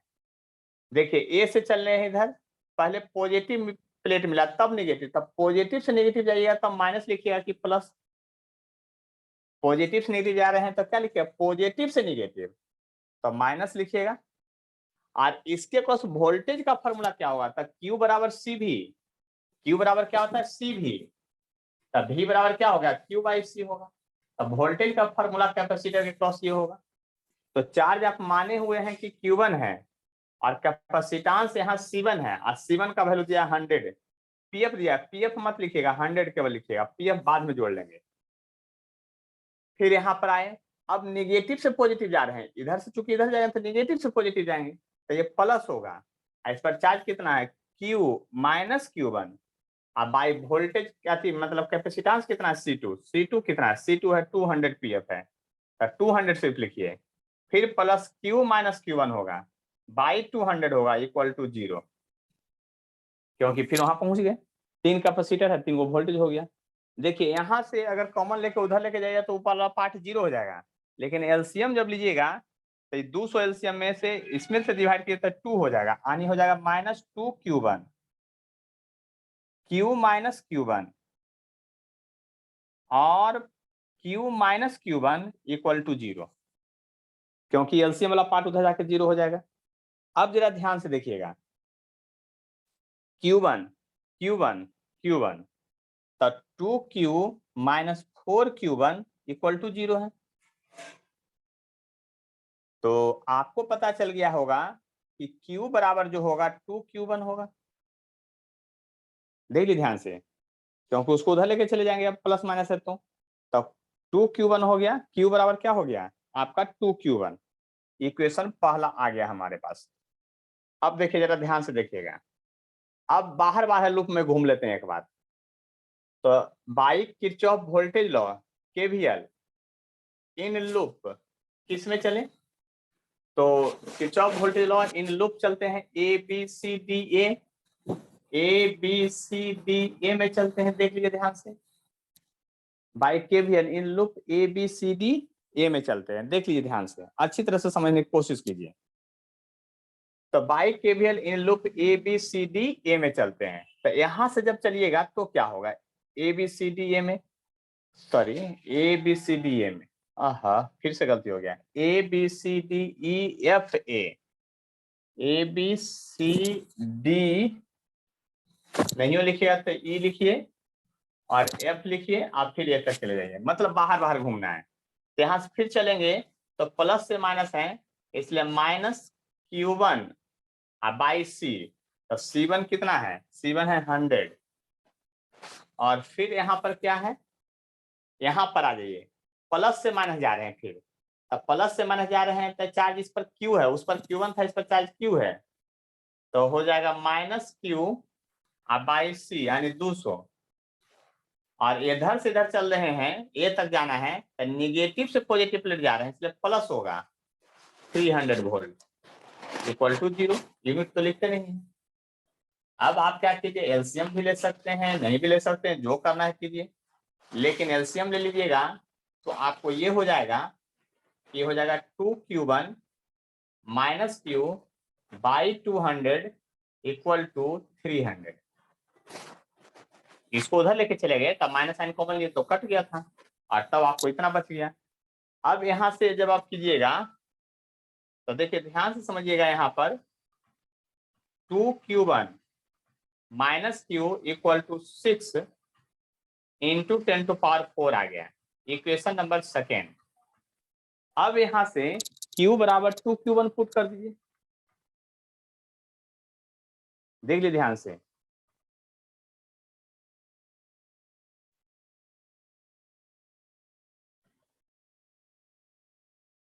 तो यहाँ पर थोड़ा सा लगता है गलती हो गया, ये C4 का भी कैपेसिटेंस C4 का भी 100 था, ये गलती हो गया है, ये 100 है। तो 100 है तो ये q माइनस q1 हो जाएगा, ये भी q माइनस q1 हो जाएगा, और ये भी 100 हो जाएगा, तो ये भी हो जाएगा आपका 3। देख लीजिए तो ध्यान से, ये वैल्यू उल्टा लिखा गया था यहाँ से, C1 और C4 दोनों का वैल्यू 100 था, अब सही हो गया है। ठीक है, तो यहाँ हो गया q माइनस q1 हो गया, q1 माइनस q हो गया, q1 minus q equal to इतना हो गया। अब देखिए वैल्यू पुट कर दीजिए आप, q बराबर 2q1 पुट कर दीजिए, है ना। तो यहाँ पर बात समझ लीजिए, अच्छी तरह से देख लीजिए, ध्यान से समझ लीजिए बात को, है ना। q1 बाई 100, अच्छा ये भी तो माइनस साइन था, दोनों जगह माइनस है ना, तो यहाँ प्लस हो जाएगा, माइनस साइन कॉमन लिए है तो दोनों जगह प्लस होगा, तो q1 प्लस q बराबर 3 इंटू 10⁴ हो जाएगा। तो q का वैल्यू अब वहां पुट कीजिए 2q1, तो q1 आप प्लस 2q1 इक्वल टू 3 गुना 10⁴ हो गया। तो अब यहां से q1 का जो वैल्यू आ गया 3 बाई 3 हो गया, यानी कि हो गया 10⁴ हो गया केवल, इतना पीको कूलम्ब होगा। कहिए क्यों, पीको को सब जैसे छोड़ के हम चल रहे थे यूनिट में, तब पीको जोड़ना पड़ेगा लास्ट में। तो यानी कि अब q1 का वैल्यू निकल गया, तो q का फ्रॉम इक्वेशन फर्स्ट से आ जाएगा, फ्रॉम इक्वेशन फर्स्ट से q बराबर जो आ जाएगा आपका 2q1 है, तो 2 इंटू 10⁴ पीको कूलम्ब। अब देखिए ध्यान से निकालिएगा, चार्ज ऑन कैपेसिटर ऐसे लिखेंगे, फिर लास्ट में लैंग्वेज लिखेंगे ना, बोर्ड में आएगा तो वैसे ही लिखना पड़ेगा, charge on capacitor, charge on capacitor C1, तो C1 पर जो चार्ज होगा वो कितना होगा भाई, q1 है, तो वो q1 के जब बराबर है तो q1 कितना है आपका 10⁴, तो ये इसका मतलब होता है 10⁻⁻12 होता है, तो इसका मतलब आप क्या डायरेक्ट लिखिएगा 10⁴ और इंटू 10⁻⁻12 यानी 10⁻⁻8 कूलम चार्ज। उसी तरह से चार्ज ऑन किस पर लिखिएगा, देखिए सी चार्ज ऑन C4 जो है, पहले C4 लिख लेते हैं, C4 पर जो है चार्ज वो क्या है, Q सिर्फ है,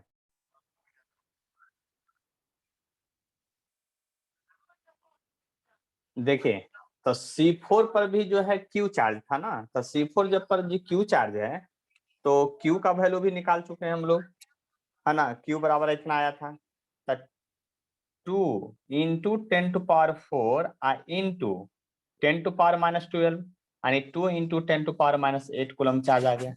देखिए ध्यान से, अब देखिए चार्ज ऑन C2 और C3 कैपेसिटर पर सेम है, क्या है Q माइनस Q2 है, तो चार्ज ऑन कहा C2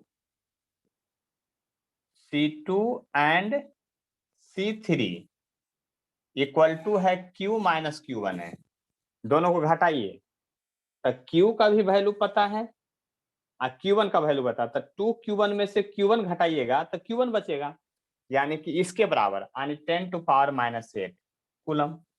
यानी कहने का मतलब क्या हुआ, आप खुद सोचिए, अब इस पर 10⁻⁻8, इस पर 10⁻⁻8, इस पर 10⁻⁻8 और इस पर 2 इंटू 10⁻⁻8।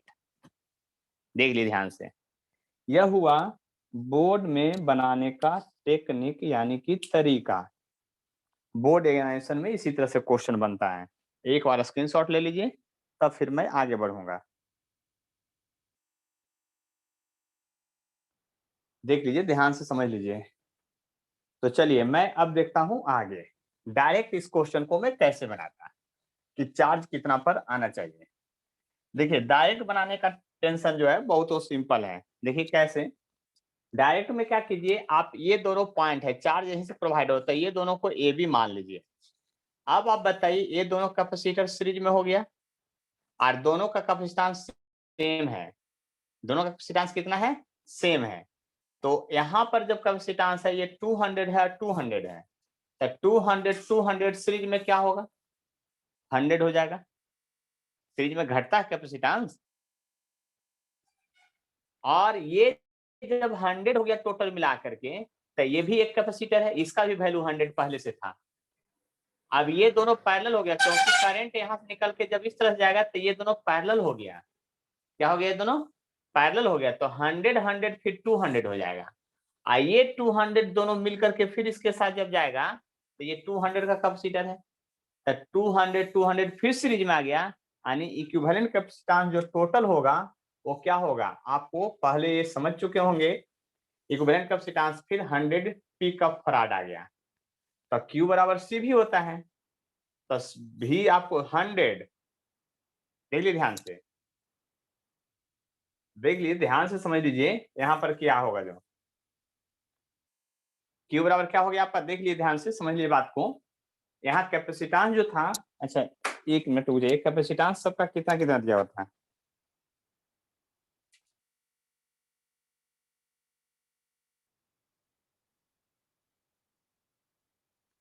हाँ इधर 200 200 था, ठीक है।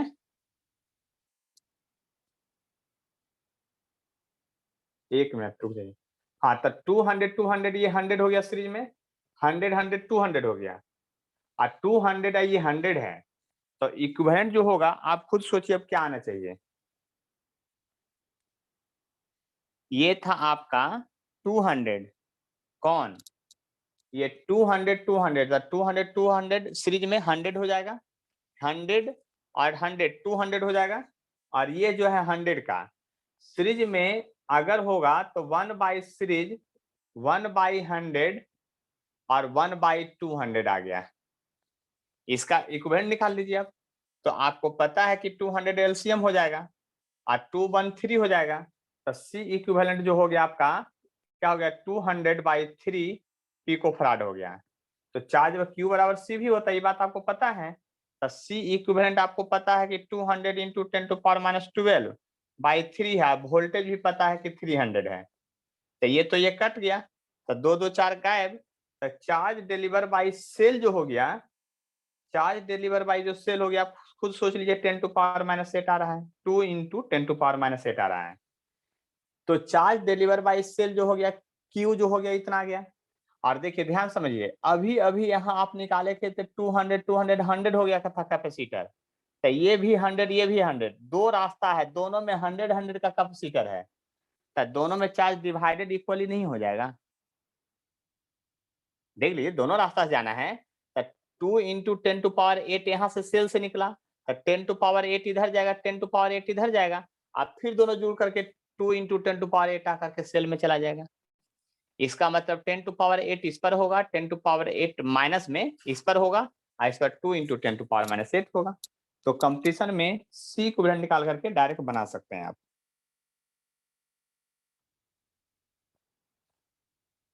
अब देखिए ध्यान से, नेक्स्ट प्रॉब्लम 27 नंबर है। देखिए 27 नंबर पिछले क्लास में हम बताए थे, है ना, पूरा प्रोसेस के साथ बताए थे, फिर से बता देते हैं। 27 के जैसा बताए थे, 27 नहीं बताए थे, जो एडिशनल का पहला क्वेश्चन था, एडिशनल के जस्ट पहले जो क्वेश्चन था शायद, इसको मिटा दें, स्क्रीनशॉट ले लीजिए जल्दी से।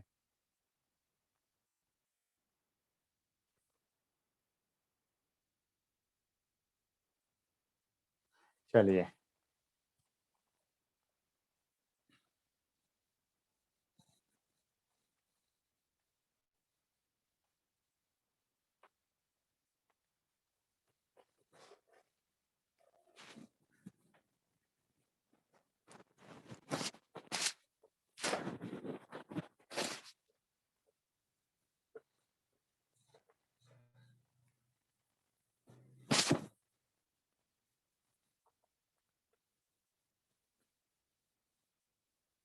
27, 28 और 32, 33 इतना क्वेश्चन अभी तुरंत बता रहे हैं।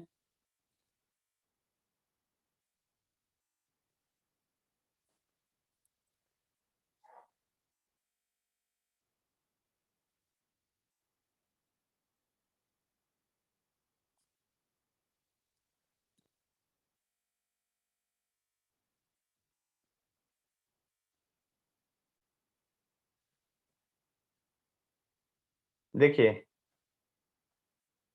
यहाँ पर बात समझ लीजिए अच्छी तरह से हम क्या बताना चाह रहे हैं जो।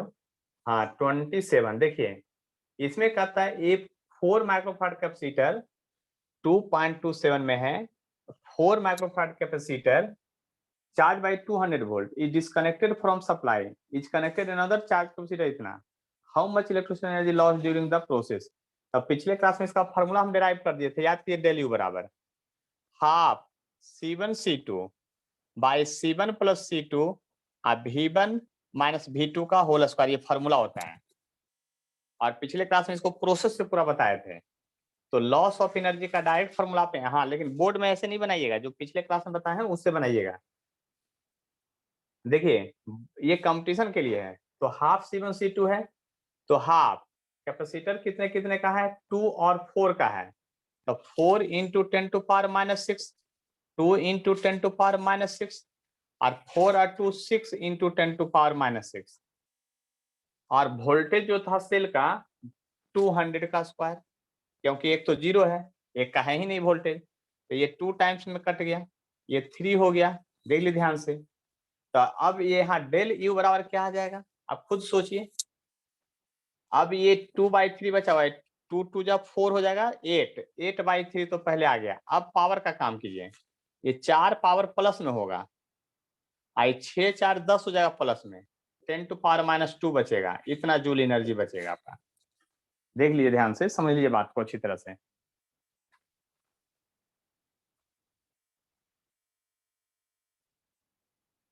देखिए उसके बाद जो है आपका 2.28 है कैपेसिटर, कहता so that force on each plate of a parallel plate capacitor has a magnitude equal to half Q.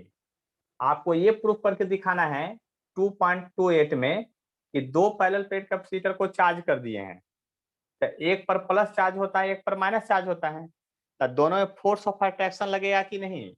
ये इस पर, इसके द्वारा इस पर फोर्स इधर लगेगा, इसके द्वारा इस पर फोर्स इधर लगेगा, तो उस फोर्स का फॉर्मूला डिराइव करने के लिए कह रहा है आपसे। तो आप जरा ध्यान से देख लीजिएगा, ध्यान से इसको डिराइव करने के लिए हम क्या करते हैं, मान ले जाए कि थोड़ा सा इसको डिस्टेंस इधर ले जाते हैं, हल्का सा इसको डिस्प्लेस करते हैं, तो हमको एक्सटर्नल इस पर फोर्स इधर लग रहा होगा, और हम इस पर एक्सटर्नल फोर्स इधर लगाएंगे, और एक्सटर्नल फोर्स से डी आर दूरी इधर, dx दूरी उधर लेके जा रहे हैं, या डी आर दूरी जो भी बोलिए, थोड़ा सा डिस्टेंस बढ़ाएंगे तो वर्क डन हमको करना पड़ेगा, क्योंकि इसको फिक्स कर दिए, इसको क्या कर दिए, फिक्स्ड कर दिए। वो फिक्स कर देंगे तब ना दूसरे को खींचेंगे, और दोनों में फोर्स लग रहा होगा तो हम खींचेंगे, तो हमारे इसके अपोज में हमको इसको वर्क डन करना पड़ेगा। याद कर लीजिए, अब दोनों में फोर्स ऑफ अट्रैक्शन पहले से लग रहा था, हमको पता नहीं है, तो हम क्या करेंगे एक्सपेरिमेंट के तौर पर, इसको खींचेंगे पहले, और खींचेंगे तो खिंचाएगा नहीं, तो हमको वर्क डन करना पड़ेगा, तो वर्क डन करना पड़ेगा, तो वर्क डन निकालते हैं। तो एक्सटर्नल फोर्स के द्वारा जो वर्क डन होगा वो कितना होगा आपका, work done by external force, external force के द्वारा वर्क डन क्या होगा, तो होगा एफ एक्सटर्नल इनटू dx। और हम स्लोली मोशन में खींच रहे हैं, स्लोली मोशन समझ रहे हैं ना, एकदम धीरे धीरे, तो धीरे धीरे खींचते हैं तो एक्सटर्नल फोर्स और ये फोर्स दोनों बराबर हो जाता है, याद कर लीजिए, क्योंकि न्यूटन से लगाइएगा तो स्लो मोशन में, यूनिफॉर्म मोशन में क्या हो जाता है, एक्सटर्नल फोर्स इंटरनल फोर्स के बराबर हो जाएगा, तो दोनों में किस लिख सकते हैं। अब दूसरी बात, चेंज इन पोटेंशियल एनर्जी निकालना चाहते हैं, change in potential energy, change in potential energy of capacitor निकालना चाहते हैं, कैपेसिटर के अंदर का जो पोटेंशियल एनर्जी है वो कितना चेंज किया वो निकालना चाहते हैं। देखिए तो एनर्जी डेंसिटी का एक फार्मूला निकाल, हम लोग डेल यू निकालना चाहते हैं, डेल यू बराबर क्या होगा। तो देखिए ध्यान से समझिएगा, हम यहाँ पर हिंट में एक फार्मूला लिख रहे हैं, वो फार्मूला क्या है उसको समझ लीजिएगा। आप एनर्जी डेंसिटी का फॉर्मूला पढ़े थे, energy by volume, energy by volume, energy density, तो area into dx. Energy density का फॉर्मूला था half epsilon nought E square होता है, एक फॉर्मूला होता है, याद कर ले एनर्जी डेंसिटी का फॉर्मूला।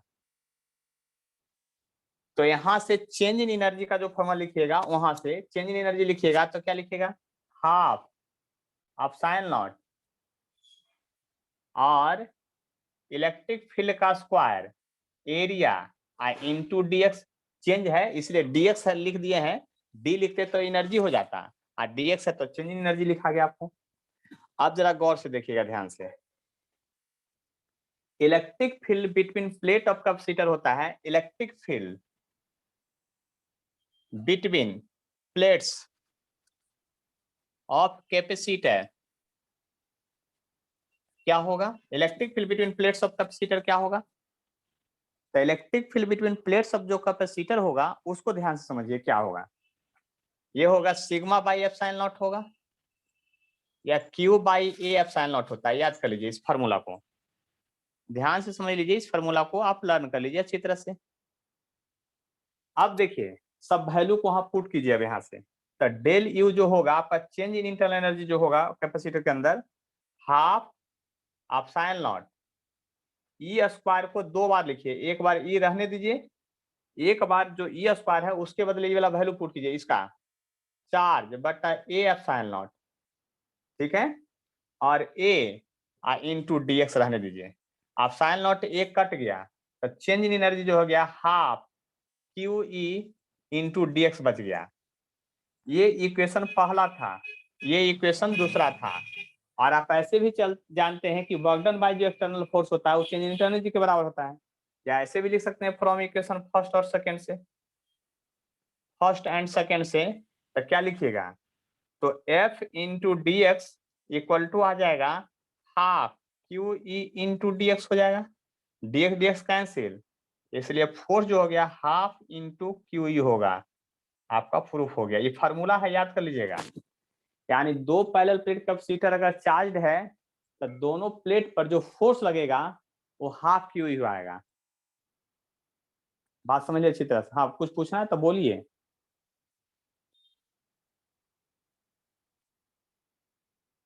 बोलिए जल्दी से, हैंड रेज मत कीजिए, बोलिए जल्दी से क्या पूछना है।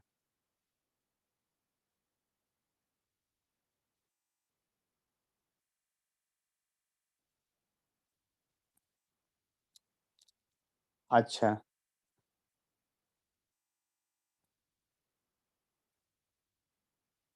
बात समझ लेते हैं अच्छी तरह से, कोई दिक्कत नहीं है। आवाज अब जा रहा है, अच्छा ठीक है, फिर से मीटिंग इन करके ज्वाइन कीजिए।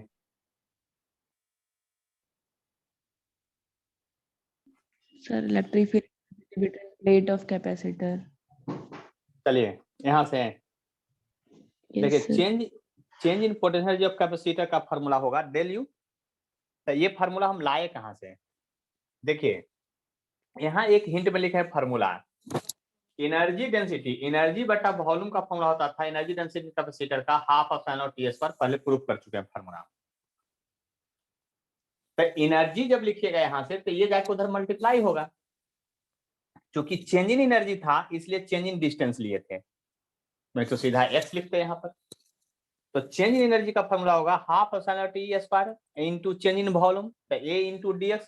तो इसको जब डीएक्स इधर किए थे तो कुछ वॉल्यूम में चेंज आया होगा, वही लिखे हैं।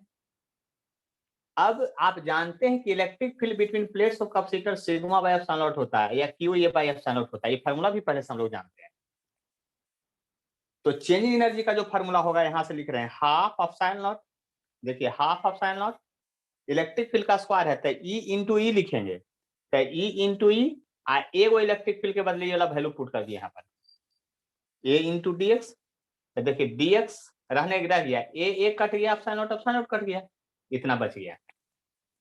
आपको पता है जो वर्क डन होता है वो चेंज इन इंटरनल एनर्जी के बराबर होता है, एक्सटर्नल फोर्स के द्वारा वर्क डन ये है, चेंज इन इंटरनल एनर्जी का फॉर्मूला ये है, तो from equation first and second लिख दिए, डीएस कट गया, आपका फॉर्मूला दे।